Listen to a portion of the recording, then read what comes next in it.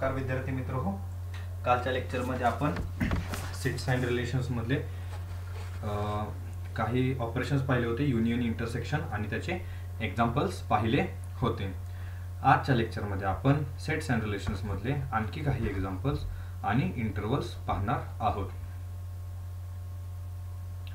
आजच्या लेक्चरमध्ये आपण फर्स्ट बघणार आहोत टाइप्स ऑफ इंटरवल मधला नेक्स्ट पॉइंट. विद्यार्थी मित्र हो, कालच्या लेक्चरमध्ये टाइप्स ऑफ इंटरवल्स मध्ये आपण पहिले दोन इंटरवल पाहिले होते, ओपन इंटरवल आणि closed interval. Types of interval मध्ये पुढचा टाइप आहे semi closed interval. Semi closed interval मध्ये एका बाजूला इंटरवल क्लोज असतो, एका बाजूची जी व्हॅल्यू असते ती त्या इंटरवल मध्ये इन्क्लूड असते आणि दुसऱ्या बाजूची मात्र ओपन असते. लेफ्ट हँड साइडचा जो पॉइंट आहे ए, तो पॉइंट ह्या इंटरवल मध्ये इन्क्लूड आहे म्हणून नोटिफिकेशन सुद्धा याचं करत असताना इथं स्क्वेअर ब्रॅकेट दिलेला आहे.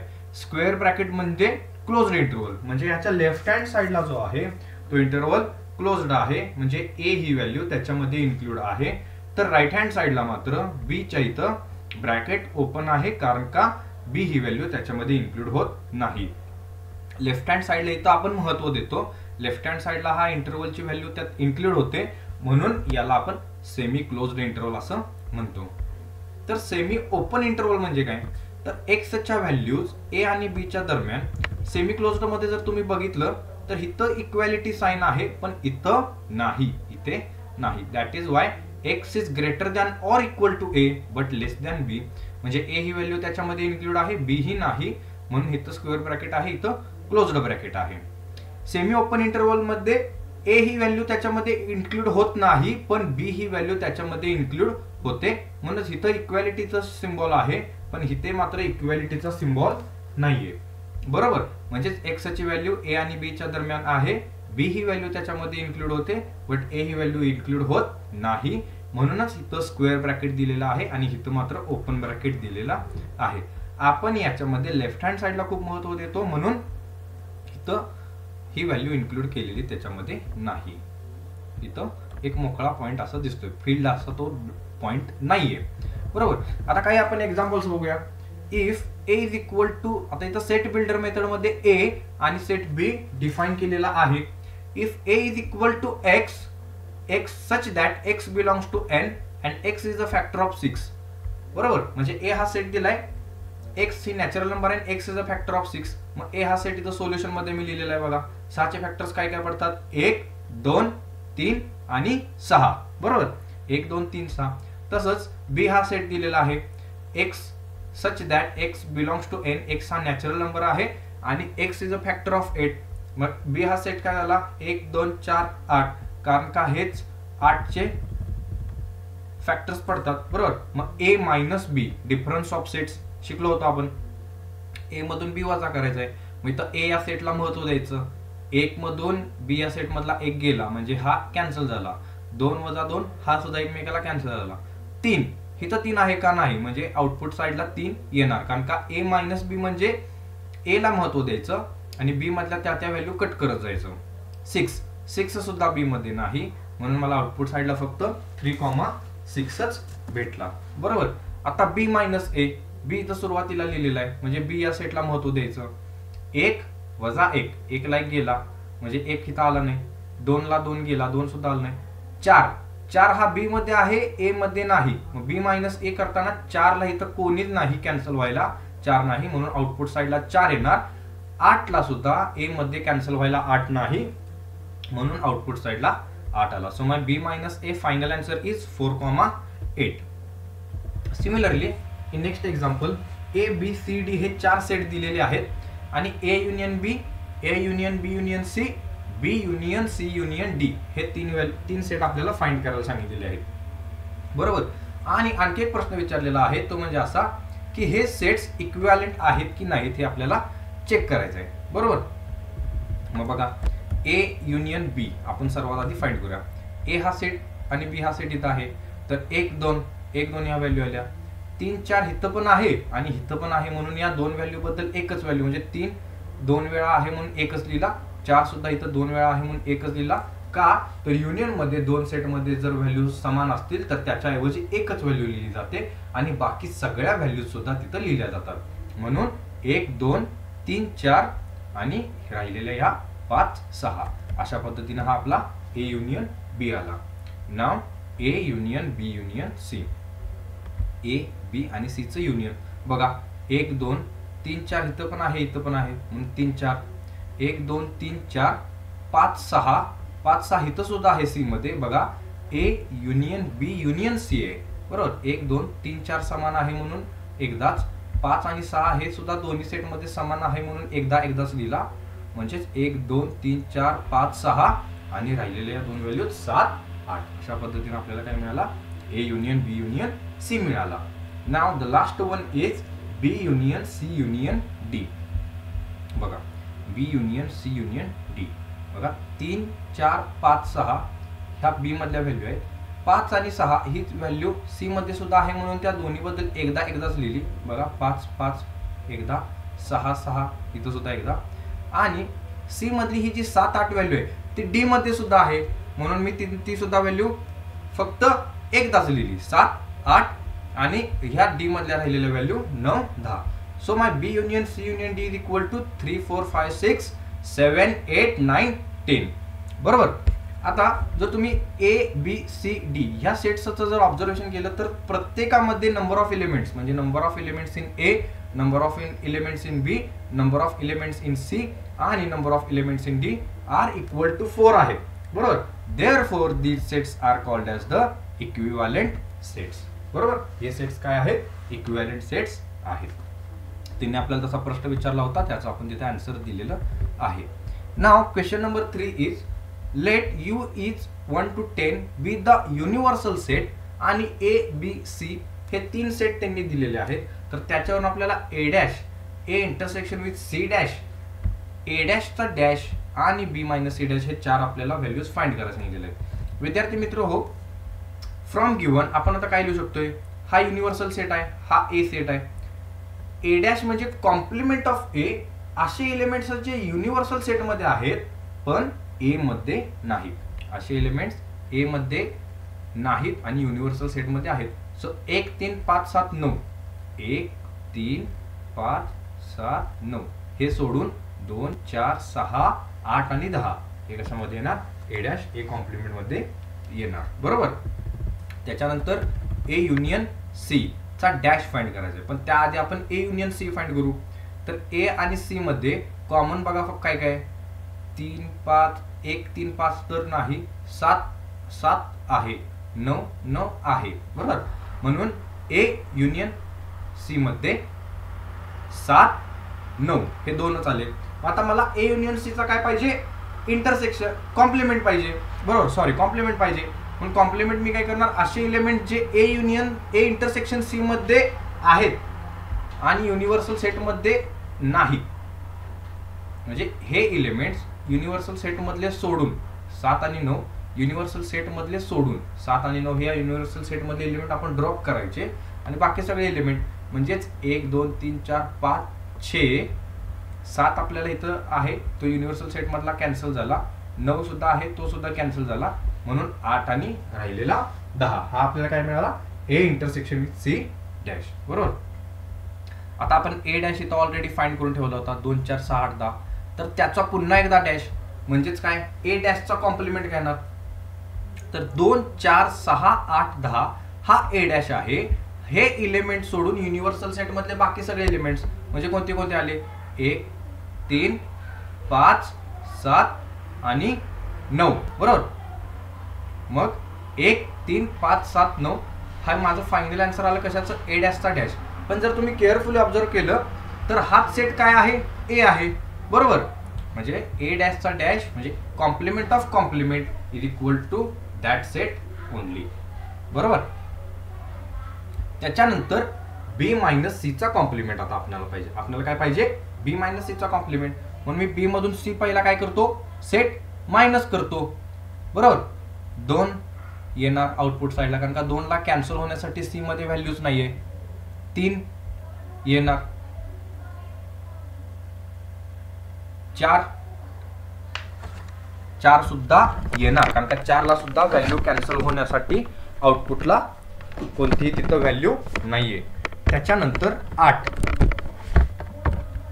बघूया आपण कुठे गेलो, 6 ला इथं कॅन्सल होते बरोबर, 6 ला 6 गेला, 8 ला 8 सुद्धा गेला, राहिला फक्त 10. म्हणून माझ्या बी मायनस सी आउटपुट साईडला काय भेटला, 2 3 4 आणि 10 बरोबर. आउटपुट साईडला मला काय भेटला, 2 3 4 आणि 10.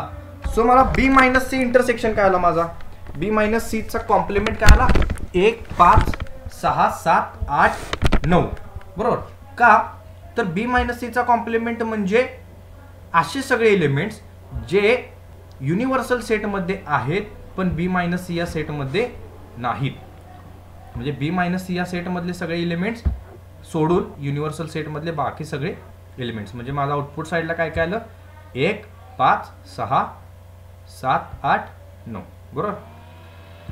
नाव the next example and last example from this lecture is little bit descriptive type. Little bit म्हणजे डिस्क्रिप्टिव्ह टाईप हा क्वेश्चन आहे आणि थोडंसं मेंदूला ताण देणार आहे. काय सांगतं हे example, in a board examination 40 students failed in physics, 40 in chemistry and 35 in maths. बोर्डाच्या परीक्षेमध्ये 40 विद्यार्थी फिजिक्समध्ये नापास झाले, 40 विद्यार्थी केमिस्ट्रीमध्ये नापास झाले आणि 35 विद्यार्थी मॅथ्समध्ये नापास झाले. त्याच्यानंतर 20 failed in maths and physics, 20 maths आणि फिजिक्समध्ये मिळून नापास झालेत. 17 हे फिजिक्स आणि केमिस्ट्रीमध्ये नापास झालेत. फिजिक्स आणि केमिस्ट्रीमध्ये ॲट ए टाइम नापास झालेले विद्यार्थी 17 आहेत. 15 in maths and chemistry, maths आणि केमिस्ट्रीमध्ये ॲट ए टाइम नापास झालेले 15 जण आहेत. अँड 5 इन ऑल 3 सब्जेक्ट्स, 5 विद्यार्थी सगळ्या तिन्हीच्या तिन्ही एक्झाममध्ये नापास झालेले. If 350 students appeared in the exam, how many of them did not fail in any exam. ठीक आहे, जर 350 विद्यार्थी ह्या परीक्षेला बसले असतील तर कोणत्याही एक्झाममध्ये फेल, कोणत्याही विषयामध्ये फेल झालेले नाहीत असे विद्यार्थी किती. विद्यार्थी मित्र हो, हे एक्झाम्पल सोडवण्यासाठी आपणाला वेन डायग्रामची मदत घ्यावी लागेल. वेन डायग्रामनेच हे एक्झाम्पल सॉल्व्ह होतो. ठीक आहे, सगळ्यात पहिला आपण सेट्सला नावं देऊ. Let P is equal to set of students failed in physics, फिजिक्समध्ये नापास झालेल्या विद्यार्थ्यांचा आपण सेट पी करू. तसंच केमिस्ट्रीमध्ये नापास झालेल्या विद्यार्थ्यांचा आपण सेट सी करू. अँड एम म्हणजे set of students failed in maths, मॅथ्समध्ये नापास झालेल्या विद्यार्थ्यांचा आपण एम हा सेट करू. मग आता मी काय करतोय, आपण डायग्राम काढतोय. तर ते बघा विद्यार्थी मित्र हो, आपण ह्याच्यावरून डायग्राम कशी काढायची, तर जी माहिती दिलेली आहे त्या माहितीमध्ये सगळ्यात सुरुवातीच्या माहितीपासून पहिल्या माहितीपर्यंत जायचं. हे बघा, 5 फेल्ड इन ऑल 3 एक्झामिनेशन, मग तिन्ही एक्झामिनेशनमध्ये फेल झालेले विद्यार्थी ह्या मधल्या पोर्शनमध्ये येणार. म्हणून मी इथं काय केलं, 5 लिहिलं बरोबर. 20 students are failed in physics and maths, 20 विद्यार्थी फिजिक्स आणि मॅथ्समध्ये नापास झालेले आहेत. म्हणून मी इथं काय करतो, 20 मधून 5 इथं ऑलरेडी गेलेत ना, फिजिक्स आणि मॅथ्समध्ये हा एरिया येतोय ना, म्हणून राहिलेले 15 विद्यार्थी मी इथं लिहितो. बघा, फिजिक्स आणि मॅथ्सचा हा टोटल एरिया किती झाला, 20चा झाला का. 5 विद्यार्थी तिन्ही सब्जेक्टमध्ये नापास झाले ते इथं, 20 विद्यार्थी या 2 सब्जेक्टमध्ये नापास झालेत पण 5 ऑलरेडी आपण इथं लिहिलेले आहेत. म्हणून मी काय करतो, 15 इथं लिहिला. ठीक आहे, 17 विद्यार्थी 17 students were failed in physics and chemistry, 17 विद्यार्थी फिजिक्स आणि केमिस्ट्रीमध्ये नापास झाले होते. तर 17 पैकी 5 इथं ऑलरेडी लिहिलेले आहेत. बघा, हा जो एरिया आहे हा फिजिक्स आणि केमिस्ट्रीमध्ये सुद्धा येतोय. म्हणून 17तनं 5 गेले, राहिले 12 मी इथं लिहिले. 15 विद्यार्थी हे केमिस्ट्री आणि मॅथमॅटिक्समध्ये नापास झाले होते, 15तले 5 मी इथं लिहिलेले, म्हणून मी 10 काय केले, इथं लिहिले.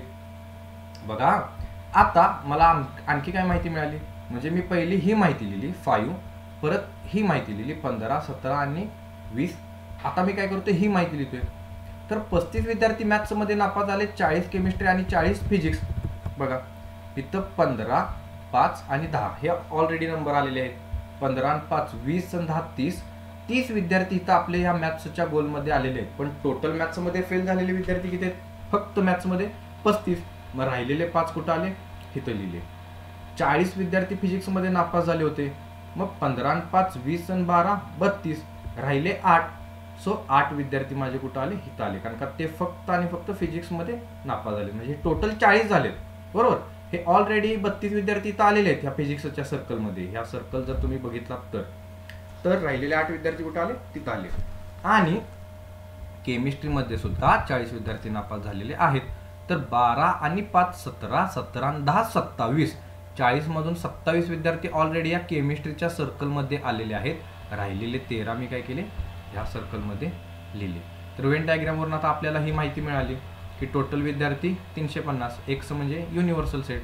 फिजिक्समध्ये नापास झालेले 40, केमिस्ट्रीमध्ये नापास झालेले 40, मॅथ्समध्ये सुद्धा नापास झालेले 35.